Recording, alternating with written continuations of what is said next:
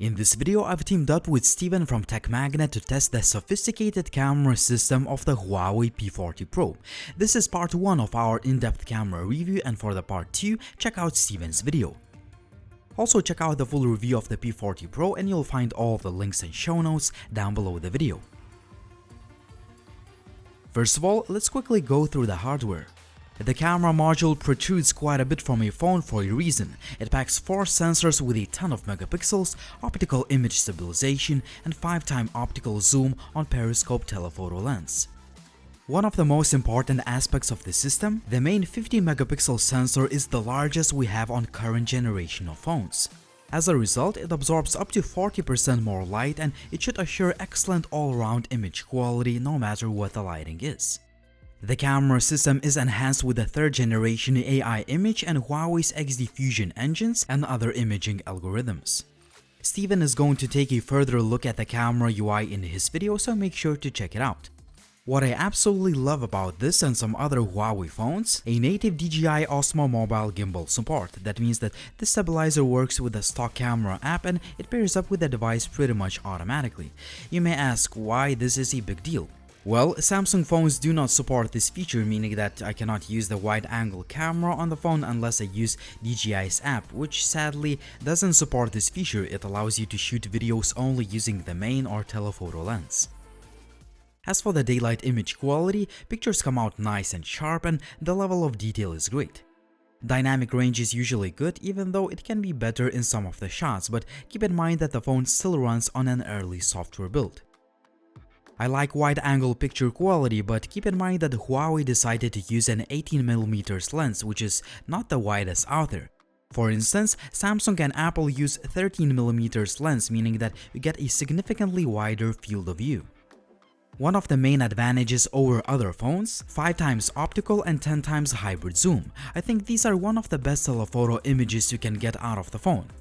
I like the level of detail in up to 10x zoom pictures. Everything else beyond that is a hit or miss, and 50x zoom is kind of a gimmick unless you use a tripod. For more camera samples, check out Steven's video and my Facebook page.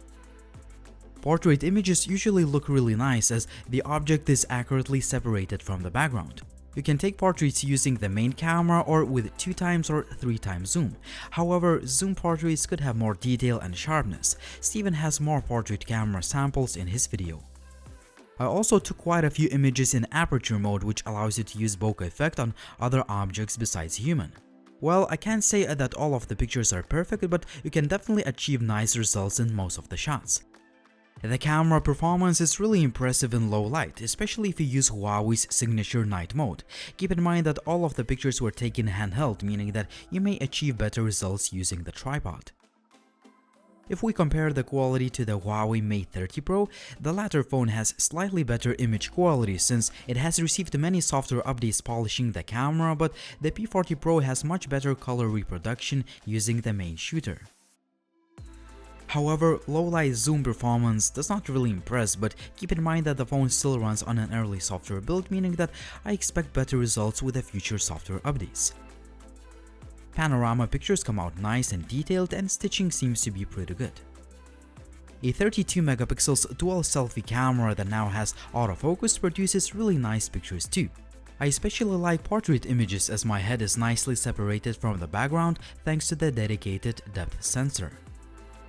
I would say that selfie shooter is inconsistent in low light, as some of the shots came out a little bit blurry, but some of the images are one of the best you can get on a smartphone. 4K 60 FPS video is really nice, stable and smooth, even without a tripod or a gimbal. However, this can be said only about video quality using the wide angle or the main lens. Video quality using a zoom lens does not really impress, and hopefully Huawei will improve it over time. I know that for some users this may not be a big deal, but you cannot switch from one camera to another with a single click of a button. Instead, you need to use plus or minus buttons to zoom in or zoom out gradually. I know that it may not bother you at all, but since I'm a smartphone video enthusiast, I have to mention this. 4K 30 FPS video is noticeably sharper and it has more detail. Here is the comparison of 4K 60fps and 30fps video where I used P40 Pro cameras in combination with DJI's Osmo Mobile 3 gimbal. The difference is quite obvious. Steven has more to say about 30fps video in part 2 of the camera review. Speaking of gimbals, DJI's stabilizer works really well with the P40 Pro. As I've mentioned at the beginning of this video, Huawei stock camera app supports Osmo Mobile 3 natively, which is really awesome. As a result, you can get super steady video even if you're just walking or running down the stairs or uneven terrain. 4K 60fps selfie video looks nice, smooth and detailed. However, the crop factor is quite significant, meaning that you need to hold the phone far away from your head unless you have super long arms. There's also the so-called dual video mode that allows you to use multiple cameras at the same time, which is a pretty cool feature to have. The P40 Pro can record slow-motion videos in different frame rates going up to 7680 fps, which makes the video look almost like a still image. A more conventional frame rates are of course also available, and the overall video quality is pretty good. Check out uncut video samples on my secondary channel. So this is part 1 of our detailed camera review.